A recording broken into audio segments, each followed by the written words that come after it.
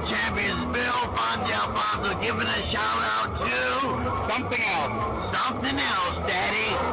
This is Nicole Matara, Great Warrior Wolf, and you are listening to Something Else.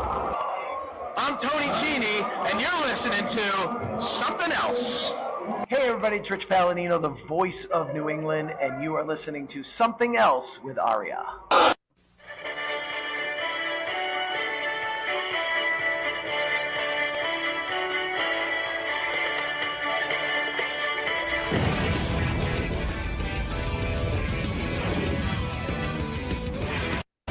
And welcome to whatever number episode of Something Else this is going to be.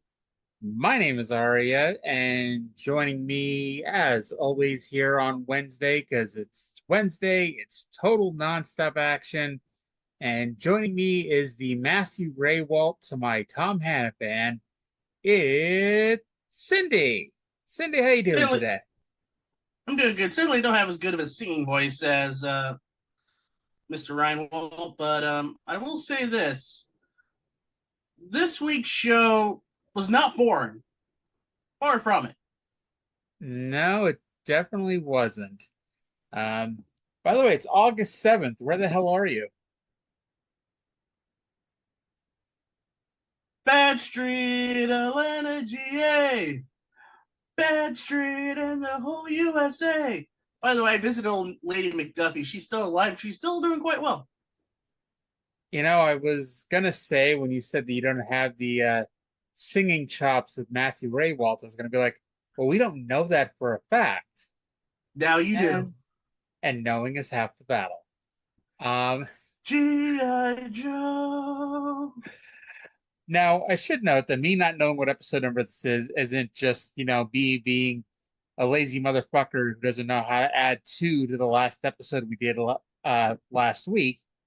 Between episode 111 and this particular episode, there is a half-decent chance that my brother and I are going to do a SummerSlam post-show. And I'm explaining to this because if it happened, it's already happened. You know, this is posting on August 7th, and SummerSlam is, what, August 2nd? So it's like, if it was going to happen, it would already be up, so go check it out. If it didn't happen, well, wishful thinking, but, because I'm going to Cleveland for SummerSlam. Or I guess I went to Cleveland for SummerSlam, you know, is how to place it here. But it's taking place Saturday, August 3rd. Okay. So yeah, somewhere around the 3rd or the 4th, there should be an episode talking about SummerSlam. If there's not, well, shit happens. And speaking of shit happens, we're talking about TNA, August 7th, 2002, 22 years ago today. This company is in some deep poo. Yeah, it is. We are now in week 3 of the stay at the Nashville Fairgrounds. If you haven't been catching up, or you haven't been listening to the past 7 weeks, where were you?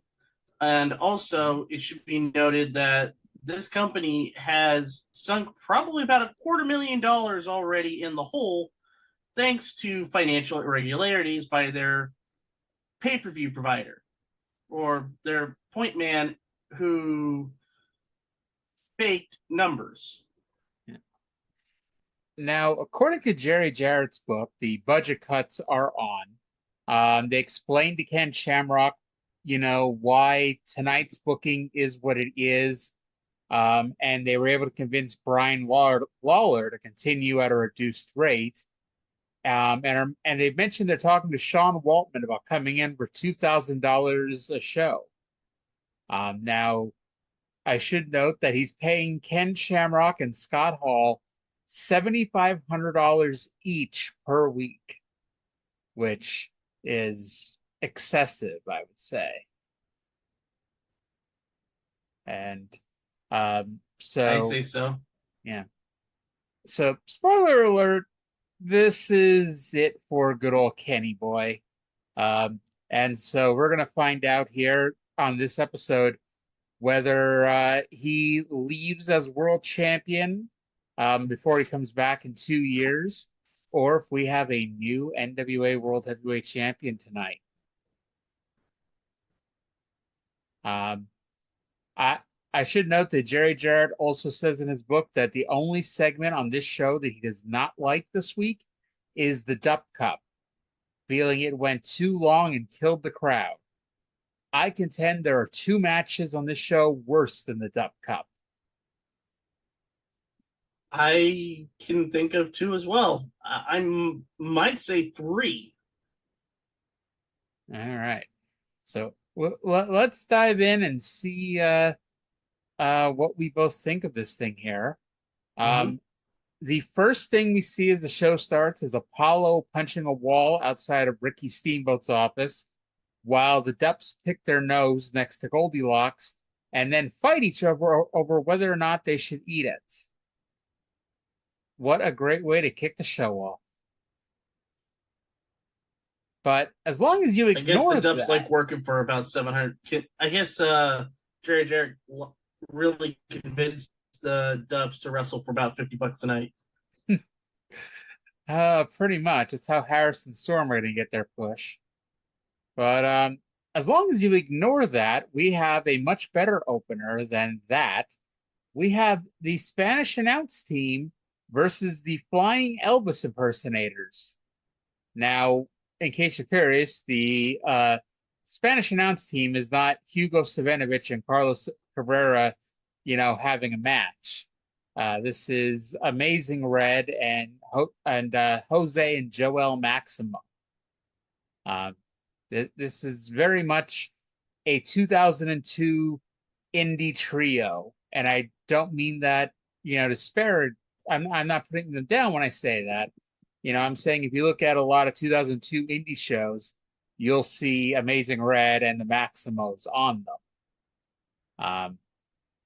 And I thought this was a really fun opener. We've noted the last few weeks that they finally realized that they need to put a really good, solid match in at the open of the show, and this was not an exception to that. Right, and plus it also builds off the story of the Elvises over the past few weeks. Sonny thinks he's the massive star of the show, whereas he sees Jimmy and Jorge kind of like the secondary act. And over the course of this match, you'll see that, because during this match, you saw Sonny Siaki go essentially 3-on-1 against the SATs. Jimmy and Jorge were trying to tag out because he was getting tired and getting beaten up. And he was like, nah, I got this. Nah. So right in the middle of the match, they leave the corner and go to the announce table, like what Sonny Siaki did a couple of weeks ago. Now, I would say that this was so much better than listening to Sonny Siaki huffing and puffing into the microphone. Although I will say that as much as we noted your singing at the beginning of the show, you were so much better than Jorge Estrada's impression of Heartbreak Hotel. Well, since my baby left me, I'll stop there. Oh, I was kind of hoping you'd finish. But I found a new place to dwell. It's down at the end of Lonely Street. It's Heartbreak Hotel. Ladies and gentlemen, she'll be here all week. Don't forget the tip. And I will work for $50 a night. That's more than I'm getting paid to sing, so, So, continuing this match, on commentary, Jimmy and Jorge are just basically giving out to Sonny Siaki, saying that it's all ego to him. And you have Ed Ferrara, who we will talk about in depth later on. Spoiler alert.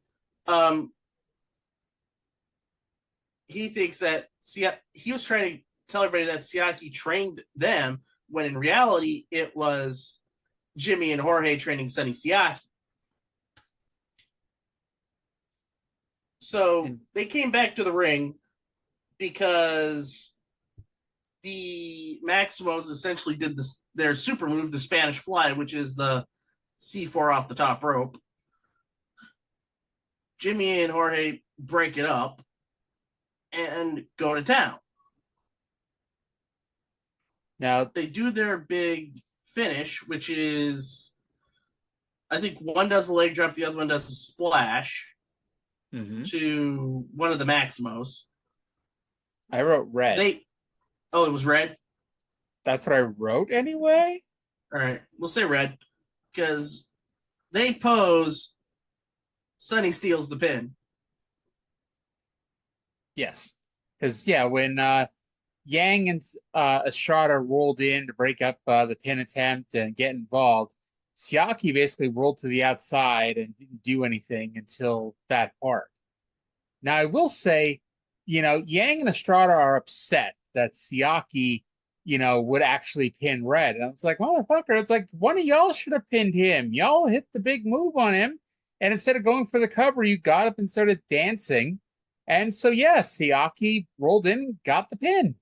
I don't blame him 1 second. Plus, he was technically the legal guy because he never tagged out. Yeah, and I guess they were working trios rules, which I will be honest, I have seen Mexican wrestling before. I've seen the looseness of rules in Mexican wrestling before. I'm not a fan of it, of the looseness of it all. Yeah. Like, it could use a bit more structure, especially for a chaotic environment like a trios match. But the match was solid. The problem I have with it, and it was always kind of the same with WCW, why do certain matches have certain rules? Like, why do we have to have tags in other matches on this show? But in this match, it's perfectly okay to just run in and out without needing to make a tag. Because we've determined that it's a nod of the hat to Lucha Libre. Yep. And unless I'm mistaken, Lucha Libre, they don't do shows where suddenly one match on the show is by American rules, where you have to stand on the apron and hold the tag rope and wait for the tag, and then the rest of the show be something completely different. Now, again, this is me just That'd be a great way to get heel heat, though. I would say, turn one of the referees heel. I will say that even with the dumb storyline with the Elvises, this was a nice X Division opener, and I gave it a 5 out of 10. I was thinking around the same lines. I gave it a 6. And I should mention to everybody, me and Arya have vastly different ways of scoring. So in some matches, Arya will score lower and I'll score pretty high. Just know that we grade wrestling matches quite differently. And that's perfectly acceptable. If you agree with me, great. If you agree with Cyndi, great. If you think this match was completely different than what either of us thought, great. You should not let me or Cyndi or anybody else ruin your day because we liked a match more or less than you did. Just saying. I should note that during the match, Tenay said that due to Puppet pulling a gun last week, he was suspended and won't be on today's show. And in fact, he's suspended for the next 2.5 years because he's not on until the Best Damn shows in 2004. And there you go. The end of the mini division for the most part. Now, at least it went out with a bang. Yes, it did. No word on if not Ron Killings, but Elix Skipper is still passed out in the corner of the ring since last week. No, we have word. We'll talk about that later. Well, earlier today, Mike Tenay interviewed Apollo, who was angry about being jumped over for a world title match despite being undefeated in singles competition. He said that he has lost all respect for Ricky Steamboat. And I point out that since all Truth had to do was confront Steamboat, maybe Apollo should have just asked for a fucking title match. We then go live to Apollo confronting Ricky Steamboat because we need, multiple Apollo segments back to back. The Dragon said that he was busy and they will talk later. Ricky starts walking away when Jerry Lynn flies into the room to attack AJ Styles, who just happens to be there. Lynn and Styles fight all around the catering area until Bullet Bob breaks them up. Well, we knew where Styles was. He had just come out of Steamboat's office. Yes. And so I guess he was talking to AJ about something, maybe about tonight's main event. Or one of 3 main events that was taking place tonight. 3. Count them. 1, 2, 3. Now, do you think this was too much all at the same time? I think they were trying to get as much in as they can because they had a break coming up and they didn't know if they were going to be continuing into September. It was that tenuous. Well, I just meant like too much happening in this segment. Because, it was supposed to be all about Apollo being mad that he's not getting a world title match and Ricky Steamboat blowing him off. And suddenly ignore that because here's AJ and Jerry Lynn beating the shit out of each other. That's the car crash method that we'll know quite a bit over the next few weeks and have in the previous few weeks. I guess I think try to get as much stuff in so you'll have something to think about. Even if it's a little thing, you'll have something to think about. Yeah, bro. So Ricky Steamboat goes to the ring, but the Dupps come out to cut him off. And Steamboat tells them to go do whatever the fuck it is that they want to do. And he's about to become the biggest heel in the company for saying that. We then get 21 minutes. No. That title is still firmly around the waist of Bill Barnes. What about Jim Miller? We he never wasn't the one who stopped Jasmine St. Clair, remember? True, but we did have to see him in his underwear tied up in the back. That wasn't his fault. That was Jarrett's fault, remember? Was it Jarrett? Did they ever actually say it was Jarrett? I guess somebody squealed to Barons. Well, Barons knew because Barons returned the following week. Yeah, but whoever jumped Barons jumped Jim Miller. Unless we have a copycat criminal. I've been watching a lot of SVU. There, almost every episode, someone brings up maybe it's a copycat. And it's probably not a copycat, is what we're saying. No, it's Jarrett. All right. So 21 minutes into the show, a 2-hour show, in case you forgot, it's time for the World Heavyweight Championship match. Ken Shamrock versus Ron the Truth Killings. They do try to say that, due to, satellite time, they're putting this match on early to give them all the time that they need. Now, if we were going to take that, as legitimate, why would this match happen now and not closer to the end of the first hour?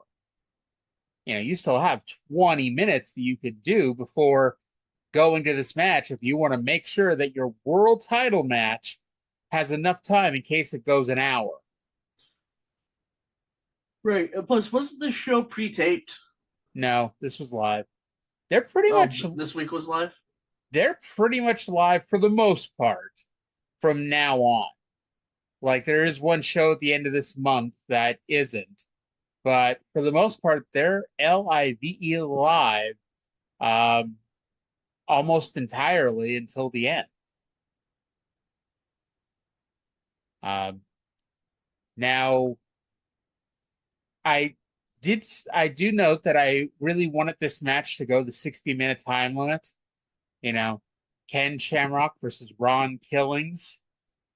Keeping in mind that I think up to this point, the longest NWA title match in TNA history has been about 8 minutes. So I'm fairly certain this one's not going an hour. No.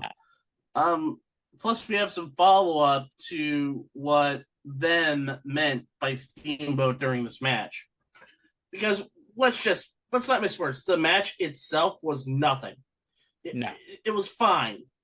But everything around it is the story. So how did Truth get the title shot when he met them? Steamboat answers, in this business, a lot of time promoters will play favorites. This is no great secret that it happened to me, and Truth touched a nerve. So, and that was true. He had the Intercontinental title. That would usually mean you're in line for a world title shot, or at least get close to a world title shot. I mean, Savage made his way to the world title shot. Greg the Hammer Valentine was an Intercontinental title holder, and he got a few title shots at Hogan's belt. It would stand to reason that Steamboat could have a shot. I mean, it'd be weird to see Steamboat play heel, but I mean, that's pretty much it. It's the 1980s. The babyface world champion. You're not going to have babyface matches.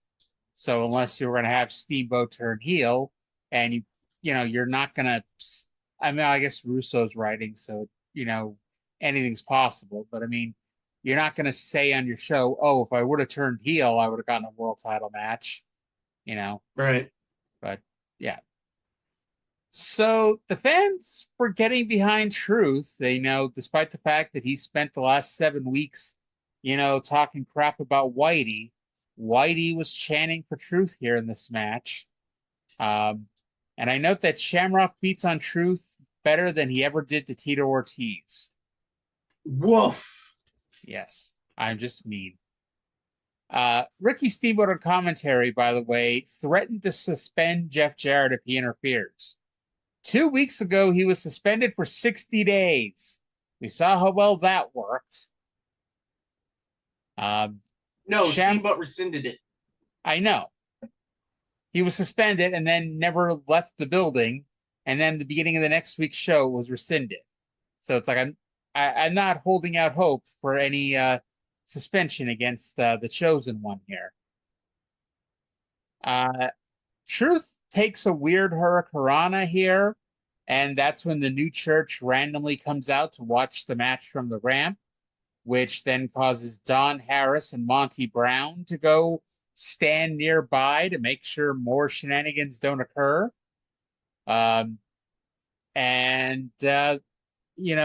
Shamrock and Truth fight on the floor, which then leads to everybody else fighting. New church runs down. Apollo comes in. Don Harris is there. Everyone is fighting. Apollo tries to super kick Truth. Truth moved, and he accidentally hits Shamrock instead. Steamboat is there, and he rolls Ken Shamrock back into the ring, and then basically helps push everybody else backstage. And then in the ring, Ron Killings hit a diamond cutter of all things, got the pin, and wins the NWA World Heavyweight Championship. Yeah, Apollo is to blame for all this because everybody else was just minding their business. It was Apollo who did the damage. Yeah. And so I'm just going to tell you, nothing's going to happen from this. But do you think there was supposed to be anything with Steamboat rolling Shamrock in? Was he, on Truth's side here? Because why would he roll Shamrock into the ring? It's not his role. It's not his duty to roll one of the participants into the ring. But he did, which basically gave Truth his opportunity to hit his move and win the title. Yep, which he called the Truth or Consequences. Don't worry, you will almost assuredly never see him do that move again. But Ron Killings is the 60th NWA champion, the second of the TNA era, and the first black man to hold that championship. Impressive. And, yeah, this is Shamrock's last TNA match until July of 2004. And I wrote that the match is all right, but it is far from a memorable world title change. Yeah, And the match itself, in ring and stuff like that, was just paint by numbers. I think Shamrock knew the writing was on the wall. And plus, he was, I think, isn't this time, wasn't he working injured or already training for his return to the UFC? I think he's training to fight Ortiz, and I think the first Ortiz fight's November. Yeah, he's training. If we're in the beginning of August, those training for a fight usually takes about 4 months. So yeah, he's in the middle of training. By the way, I gave the match a 3 out of 10. I gave it a 5. So Ricky Steamboat comes back to the ring and he calls out Apollo, who, everyone is choosing now to talk. Apollo finally comes to This the is why ring. I thought this show was edited. Why is that? Because it happened immediately after the world title match. Yeah. No, this was what actually happened here. Steamboat tells him he will not run around here like a maniac, and then he tells him that he's going to get a world title match. But before a date for said match could be set, out comes Jeff Jarrett, angrily coming out, saying that he's been patiently waiting for his title shot, patient being a relative term, but keeps being passed over. And then he accuses Steamboat of, and this is his quote, reverse discrimination, because he's giving all the title shots to minorities over white people. Yay, racism. Now, okay, it's still discrimination. It's not reverse discrimination. If you think that he's holding a bias against white people, that is discrimination. It's not reverse discrimination. Somebody tell any idiot out there who's still saying this to this day, but oh well. I'm glad you caught that because I was about to jump on it if you didn't. Yeah. Jarrett said he's not getting a title shot because he's not black, Puerto Rican, or Hawaiian. Steamboat says that the bullshit will stop tonight and says he books Apollo versus Jarrett and says the winner gets a title match with the Truth. And he's going to be the referee. And to be honest, I can't believe I'm saying this, but I'm happy this was 2002 and not 2024, because Jarrett's promo talking about white people being held back probably would get a babyface pop in certain markets, especially fucking Nashville. Maybe I'm just being mean towards Tennessee, but I just kind of lumped the entire South into the group that would cheer something like that. I would say not. There are a couple of places where I would say no. Now, in the South, I would say no. Florida probably is no. Georgia definitely not.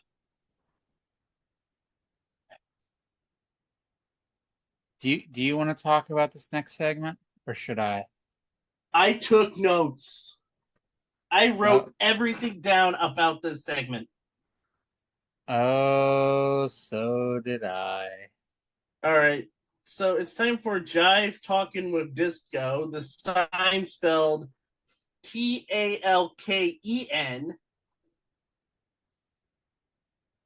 Disco is wondering what happened to his $1,000 set. Now he's got like $100 set. His couch has disappeared.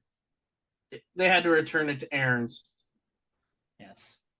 In its place, by the way, is what I thought was a cork board, but it was a chalkboard that was flipped over.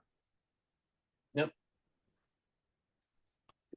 So, because Steamboat was aggravated by the Dupps, You say do whatever you want. We have the Dupp Cup, which is the new hardcore division of TNA. This is taking place because around this time, the hardcore division of WWE would soon come to an end because that belt and the European title would merge into one. Mm-hmm. And then we get merged with the Intercontinental title. And the World Heavyweight title because Triple H has to have all the belts. Yes. Yeah. Which is a point in Jeff Jarrett's favor because Jarrett never did that. No, he did not. At least he was smart enough not to do that. Jeff Jarrett did not become X Division champion. You know. But so Stan is riding a toy horse. Bo is carrying a spittoon. Stan farts, which actually causes somebody in the audience to laugh. And instead of a championship belt, they get the spittoon if you win the Dupp Cup. And right.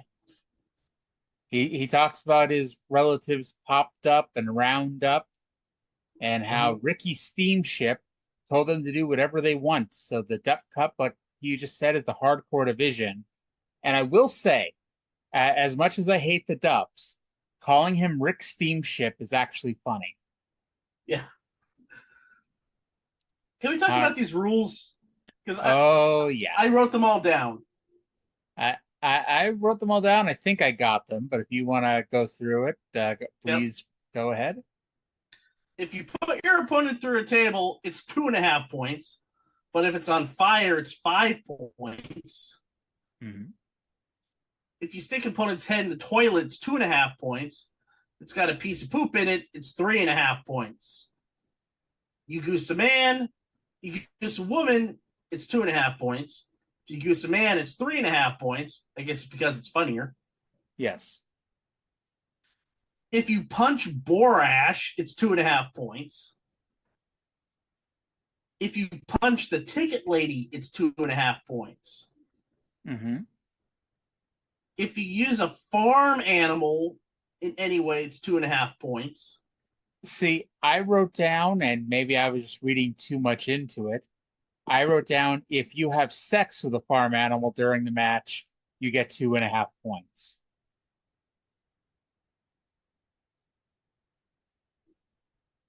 Well, that's one way to use a farm animal, but I was just thinking you just headbutt. Let's say you have a goat there, and you just run your opponent's head into the, your opponent and the goat butt heads. 2.5 points. Throw a sheep at, bowed up, get 2.5 points. Yeah. However, don't throw too many, otherwise everybody will fall asleep. Yes. If you spank an opponent's bare ass with horsey poo, which is the horse stand-up was riding, it's 2.5 points. However, if he likes it, you lose 2.5 points. Mm-hmm. If you use J, it's 2.5 points. Okay, I'm happy you didn't elaborate because that seems to indicate you have the same question I do. Who or what the hell is Jay? Oh, I know what it is. We'll talk about that in a bit. Yes. In their words, if you cry like a pussy, you lose 5 points. Now, I do have to ask, is it all crying that makes you lose 5 points? And if not, how does one determine that you've cried like a pussy and not just regular crying? I guess it's more like Brian Lawler levels of whining. That's crying like a pussy, so he's minus 5 points if he wrestles in the Dupp Cup. Like he could never win. Exactly. And the last rule that they wrote down, if you stick your opponent's head in a cotton candy machine and you get one full rotation, it's 10 points. spoiler alert, I was really sad to find out that that does not happen at all at least on this show. Mm-hmm. And the other thing that they mentioned at some point is if you take a foreign object from a fan and hit your opponent with it, it's 1 point. Right.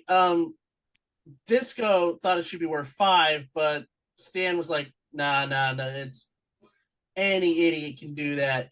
You get 1 point. Yeah. So now, what do you win besides the cup? Yes. Pauline comes out, and he's willing to take it on. But that doesn't happen because I think Bo and Stan, even though they might be dumbass hillbillies, they have some respect for women, I guess. See, I looked at it differently. I thought they wanted to wrestle Disco, and they were going to try to intimidate Disco into wrestling because Disco didn't want to. And so Pauline came out to stand between them and to protect Disco from getting into this stupid match. Mm-hmm. I so hate yeah. Go ahead. No, you first, because you're about to say something before I was going to finish up the segment. I was going to say, I hate to say this, but Disco Inferno, like, with his dry responses to everything, made this segment watchable. Yeah. And by the way, Stan and Bo offer about 64 cents to anyone who wants to win the Dupp Cup. And when no one accepted, they upped the ante by saying the winner gets one night with Fluff Dupp as long as Stan and Bo can watch. And that that leads us to our match because Ed Ferrara jumps up and he, I don't know, I thought he was married. Like, isn't he getting any at home? Because he has been the most, he's been looking for sex since episode 1. With the way Ed was looking at that point, he looked like bargain basement road dog. So you're saying his wife may not have wanted to have sex with him? No. She was like, you change your look or you're not getting any. So Ed he sprints up. Mm-hmm. And then he goes, all right, I'll take you on. Oh, and by the way, I'm already up 2.5 points. So Borash gets decked. Oh no, and this not match Jeremy is called Borash. by Don. And then he goes to give the mic to Don to call the match. Don gets goosed. And he's already up 6 points. Yes. Borash then jumps up on Ed's back, but Ed throws him over the guardrail. And I should note that, unless I'm mistaken, this is a handicap match. Like, it is Ed Ferrara versus both Bo and Stand Up. So the Dupps take a chair from the fan and hit Ed in the head with a chair twice, or they both hit Ed in the head. So it's now 6-2. Of course, these are unprotected chair shots to the head because Ed Ferrara was too stupid to put his hand up. I should note the fans were into this, encouraging the Dupps to beat Ed with stuff. And he gets hit with a boot, a glass bottle, and a cane, and that makes it 6-5. So no, 6-4. The boot does not count. See, the boot did not count. I did not note that here. I guess it kind of makes sense with what the score ends up being, but so Stan then hits Ed with Jay, who we find out is a blow-up doll, in case you didn't know Russo was behind this. Yep. And so that's 2.5 points. While Bo tries to attack the ticket lady, but the ticket lady beats Bo with a stick. Pauline then comes out and beats up Stan. Ed Ferrara spears Bo and clocks him with a chair 3 times, which makes it 9 points for Ed to 6.5 for the Dupps. By the However, way, can we talk about that spear? Sure. It actually looked decent. Oh, yeah. The spear actually looked decent. I was surprised. I was surprised. I was pleasantly surprised. Now, you would think Ed, all he had to do was hit Bo one more time with a chair and he'd win. By the way, Disco and Don West can't count because they said it was 8 to 7.5 at this point. But, unless my math is off, it should be 9 to 7.5. But anyway, Ed goes for horsey poo, and he spanks Bo's bare ass. So if Bo doesn't like the spanking, then Ed wins. However, and I don't know, I might have to file a protest about this because it's possible that Bo did not like it, but knew that if he, made it known that he didn't like it, that they would lose. So he liked it. He gave the face that he liked it. So Ed loses 2.5 points, which, puts the Dupps back in the lead. Ed sets up a table, but Bo puts him through it. So that is 10 points. And we should note that Bo's ass was pretty much hanging out the entire finish. And it was a better looking ass than the one that we'll see later tonight. Oh, yes. By the way, this was a complete mess. Yes. Yes, it did. However, with that being said, I was entertained. I said that, it could have been worse. The fans liked it. I hope it's one and done. But actually, the smartest thing they do, and this was on purpose, so don't, in case you're curious, this was on purpose to keep Mike Tenay out of it. It's like they are keeping Mike Tenay out of these shenanigans. And actually, at first, I thought this was the end of Ed Ferrara and TNA because I know he's not here, much longer, but he is here next week. I think he's there for 2 more weeks. Week 11. I have seen episodes further. I just haven't taken notes of them for the purpose of this podcast. Ed's gone by the end of week 10. Yeah. And we're at week 8 at this point. So he's got his 2-week notice is what we're telling you, people. By the way, I gave this match a 1. And while that sounds bad, remember, I told you at the beginning, there were 2 matches that I thought were worse than this. I gave it a 3. I was entertained, but it was a 3. It was a complete mess. Well, earlier today, Mike Tenay interviewed the alpha male, Monty Brown.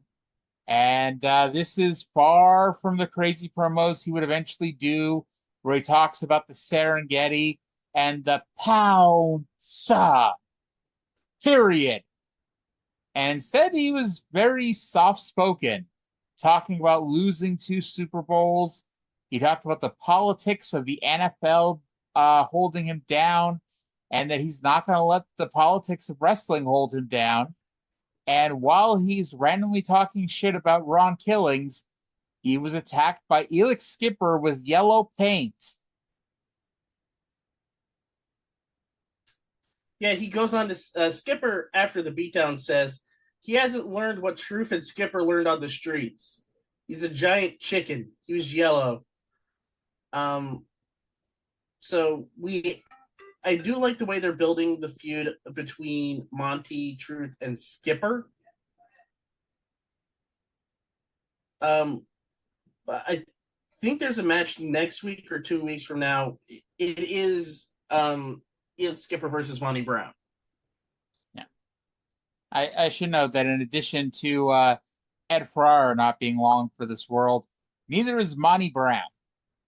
Because I think Monty at this point legitimately lives in Detroit.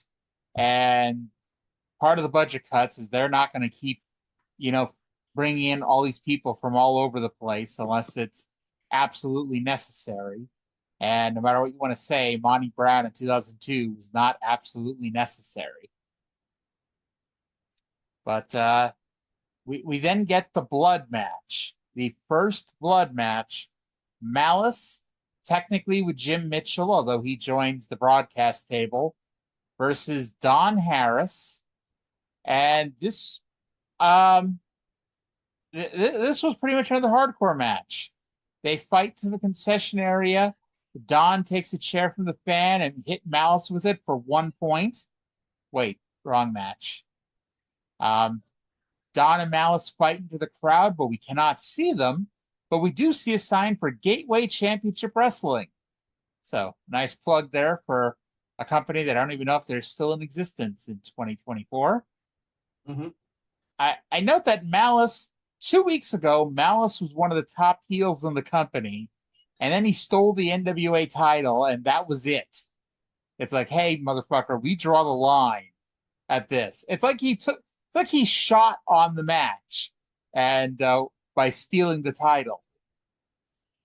Yeah, he got his ass kicked for pretty much the entire match. Slash runs out with an ice pick, but Don gets it away and busts open Slash. So, thankfully we did not get a screw job with Slash bleeding, causing Malice to lose. Because this is TNA, we don't do screw jobs. So that leads us to the finish where... Oh, here we go. So they're fighting outside the ring. And Mitchell's got his aoudad of sheep's blood. And Don gets knocked down. And he doesn't get knocked down into the guardrail. He doesn't get hit in the head with anything. He just gets knocked down. And he stands up and he's bleeding a gusher. Like, I don't know if he hit a fucking, a vein in his head or something or whatever. Like, he was fucking bleeding here. Like, do you remember when Vince, I think it was against Undertaker, he cut himself a little too deep and was leaking blood? That's pretty much what Don Harris did here. And at least when Vince did it, he got hit in the head at some point. Don just bladed on camera. Don spontaneously began bleeding for no reason. And it's like, just when you think you've seen every screw job possible, Don Harris got busted wide open despite never being hit with a move that would cause such a thing. I think what we're supposed to believe happened was because Mitchell was there with, his thing, and Don Harris got shoved kind of into him. So I think we're supposed to believe that he hit his head off of, Jim Mitchell's metal box. And somehow, but it's like, that did not happen.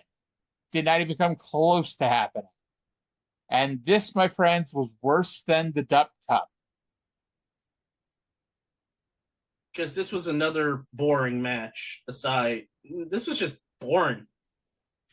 I mean, shockingly, two big men slapping meat, would be somewhat entertaining. But no, this wasn't. There was like no chemistry between these two.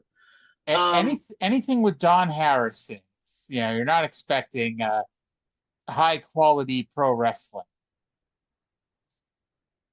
I was expecting a decent fight. I wasn't expecting a match. I was thinking we might get a decent punch kick affair, and we didn't even get that. 0.5 out of 10 I gave this match. 1 out of 10. Jesus. It's not a good sign when you and I are pretty much in agreement on the rating. This was bad. Backstage, Goldilocks is standing around when Sonny Siaki walks in looking for Rick Steamboat. Bruce then storms into a nearby bathroom where he asks Taylor Vaughn what it's like to lose to Bruce last week. Taylor calls him a homo and throws him into the shower, which somehow leads to Bruce versus Taylor in an evening gown match. Because remember, Bruce, who is a man, and he is gay, so that makes him as good as a girl. He is Miss TNA. And in case there wasn't enough happening in this segment, AJ Styles and Low-Ki burst into the bathroom brawling. I guess this was supposed to be the women's locker room, I guess. Taylor needed an entire locker room to herself. No, there's a couple other women in there when Bruce barged in. I guess I the saw cage Trinity. dancers. Oh yeah, true, the cage dancers. But once Low-Ki and AJ came in, like they were like, "We're out of here," because Low-Ki did some interesting stuff. Like he jumped and grabbed onto the rails and just kicked AJ. Poor AJ. He's in the main event is a three-way between him, Low-Ki, and Jerry Lynn, and he's just getting his ass kicked all night before the match. Well, he was the one who was dishing it out first. Beforehand. Now, he's trying to get the advantage on his opponents, and they're both kicking his ass. Then, oh boy. Apollo versus Jeff Jarrett with Ricky Steamboat as the guest referee. I thought this was a really, really good match. I thought Jarrett carried Apollo here to easily the best match of at least his TNA career. I mean, to be honest, I haven't watched any Apollo outside of TNA, so maybe he's, a five-star machine down in Puerto Rico. Yeah, for what was the Puerto Rico WWL? C. The World Wrestling Council? Yeah. Apollo bleeds after being thrown into the ring steps. See, Don Harris, this is what you do to believably be busted open. Jarrett goes for a chair, but Steamboat makes him drop it and get back into the ring. Jarrett puts Apollo in the Tree of Woe, and the Dragon unhooks Apollo, but Jarrett clips his knee and locks on the figure four. Apollo's arm drops 3 times, but Steamboat doesn't call for the bell. Instead, he allows Apollo to just reverse the hold, because we're just screwing Jeff Jarrett left and right on this show. Well, I think this was a genuine fuck up by Apollo. Yeah. Because he was, I think it was the basic spot where he was really supposed to just hold on and just muscle out. Yeah. So this was kind of like a cover up for Steamboat, and it kind of worked, I guess. Undoubtedly, but it also plays in the storyline that Jeff Jarrett's just getting fucked 5 ways from sideways here. And not in a good way. No. Now, they do the finish here, and, they reverse a bunch of... They do a wacky series of reversals, what I say. Apollo hits a super kick, and then the finish gives Apollo an out. He gives Jarrett a German suplex with the bridge.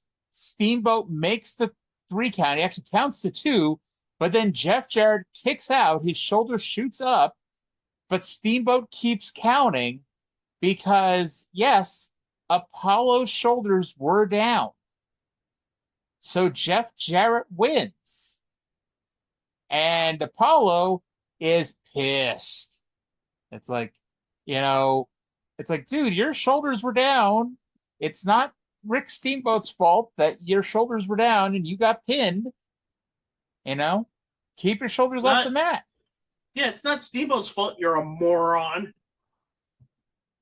I note that, 3 security guards come out, including one who looks like a skinny Tony Mamalu. And imagine what that looks like. With billy clubs. Yes. And they lead the Puerto Rican man away. And then, oh my God, we've noted that Jeff Jarrett's gotten fucked 10 ways from sideways on these shows. And here's another example of it. Because earlier when they made this match, Steamboat said that the winner would get a title match with the Truth. And it's easy to assume that meant Jeff Jarrett is now getting a world title match with Ron the Truth Killings next week. Nope. Instead, No, Jeff he's getting a world title match with Truth. Just a different title than you'd expect. It's him and Truth teaming up to wrestle AJ Styles and Jerry Lynn for the World Tag Team Championship of the world. The fans, they were not happy to see the top heel get screwed over again, and they chanted bullshit at this. And I'd be pissed too at this point. He earned his title match. It's like you want to say like the first 7 weeks he was an asshole who didn't really earn anything other than attacking people with chairs and whatnot. Fine, he didn't do that here. He had a wrestling match with a man who had not been beaten on this show. He pinned him clean, and by all rights, like, could you argue anybody else in the company deserves a world title match for him? And nope. Instead, he's getting a tag team title match.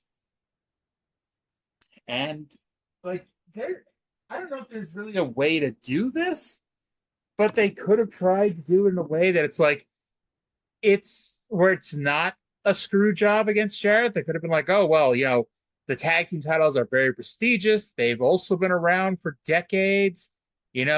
It's not a consolation prize to get a tag team title match, but that's basically what it is.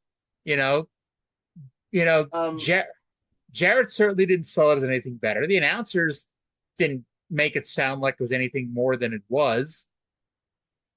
But yeah. If I were to do it, I would say have AJ, because he's been beating up everybody this show.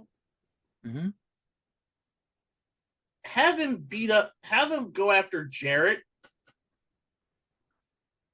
for he's gone insane. I thought you were going to say to take care of two of the problems on the show, but AJ versus Jarrett. But he was like, he wants to keep Truth at a close distance so that he doesn't get got. Mm-hmm. And so it would be Jarrett and Truth versus AJ and Jerry Lynn for the tag titles. You could find a way to either, like, there must be a winner. If it's a double disqualification, the titles become vacant or something. Who knows? There was a way to do this. This was just ham-fisted and not good. But it's much better than what's coming up next. Oh yeah. Great. I gave it a 6.5. Wow, I liked the match more than you liked did. It more than I did. I gave it a 5. I didn't think that was possible. But then, well, I made you do the Dupp Cup, so I guess I can do this. It is Miss TNA Bruce versus Taylor Vaughn in an evening gown match.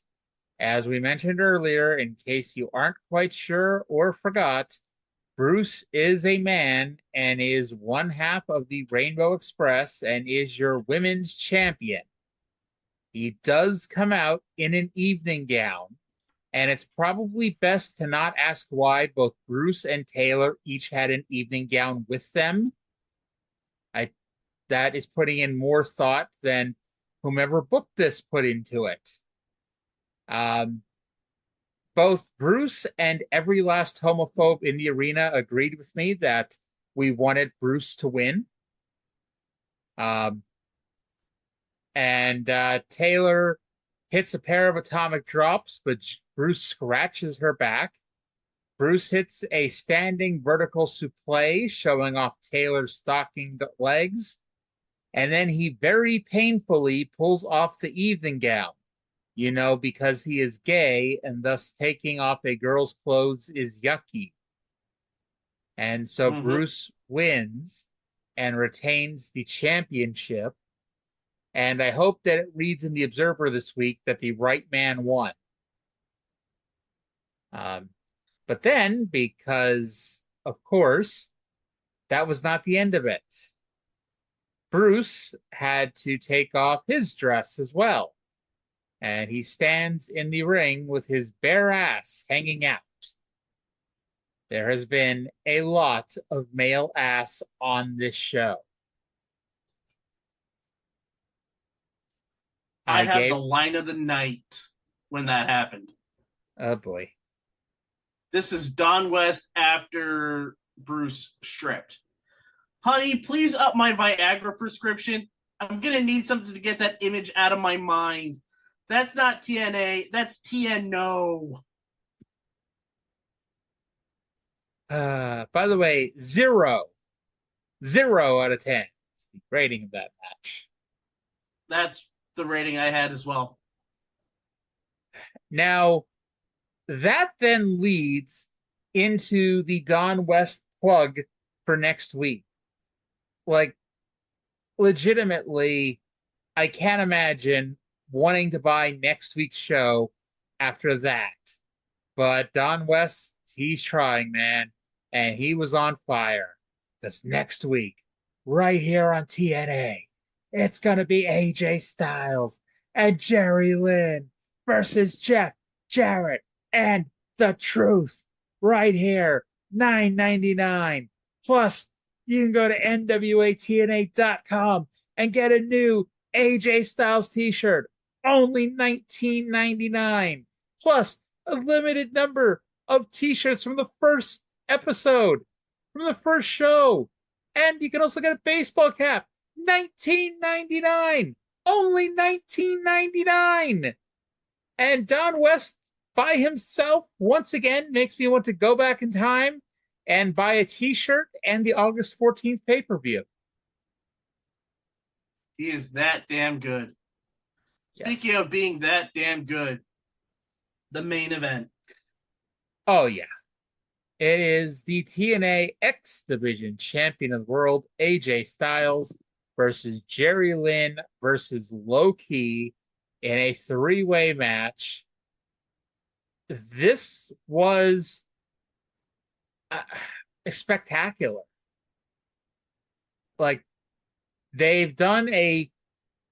You can argue whether or not this AJ Jerry Lynn feud is any good, but they've done a good job of intertwining the three of them together, because AJ and Lynn have been the standouts since week one, and they've had Low-Ki kind of in the background doing his thing, and it's like Low-Ki, I don't think, got himself over, because how over really are any of the three of them at this point?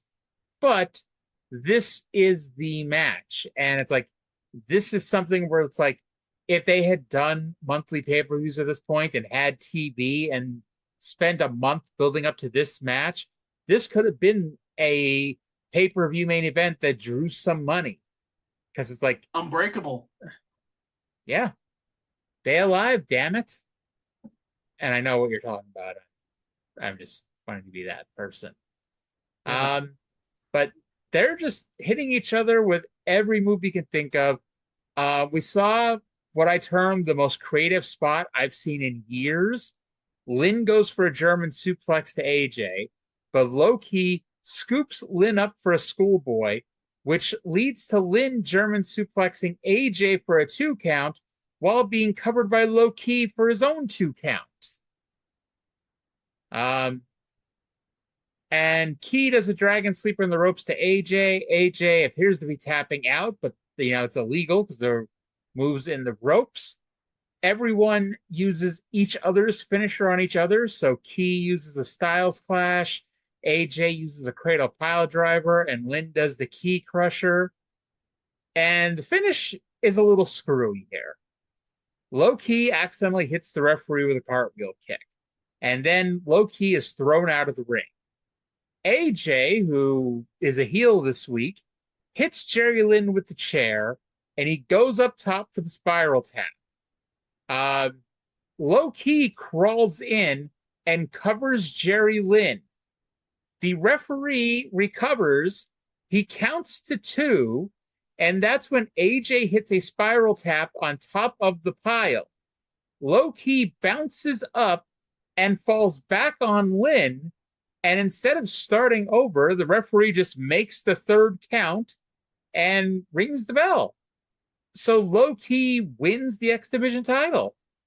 Yeah, there's precedent for this. It happened earlier in the night with Apollo versus Jeff Jarrett. Remember, Jeff Jarrett it was Steamboat. 1, 2, Jarrett gets his arm up, and then after a pause, counts 3. Same thing happened, I think it was Scott Armstrong that did it. 1, 2, Styles hits spiral tap, and Low-Ki falls back onto Jerry Lynn. 3. Now, yes, they did something similar earlier, but it's not like what. And maybe Low-Ki wasn't supposed to bounce off. Maybe it was just momentum that led to this. But it was momentum. Yeah. But that was the issue. Low-Ki was no longer covering Jerry Lynn. So in theory, by coming back onto Lynn, he should have made the cover, because earlier when they did Jarrett Apollo, Jarrett kicked out, but they were still in the same pinning predicament. So because Steamboat was counting both men down, we didn't know that as it was happening, but Steamboat was counting both men down. And so by Jarrett kicking out, he took care of himself, but the third count was on Apollo because he already had 1 and 2. This was a little screwy, I thought. It takes the match down ever so slightly. And what also takes the match down ever so slightly, it's like we don't really get time to bask in Low-Ki's glory as the new X Division champion, because immediately AJ and Lynn are fighting each other. Truth and Jarrett are being held apart backstage, and the show ends with the 2 teams wrestling for the tag team titles next week, both not getting along and wanting to fight.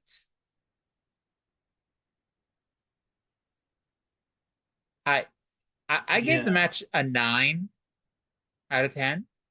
I gave it 8 out of 10. So for those saying that I give higher scores than Arya, bite me. Where should they bite you?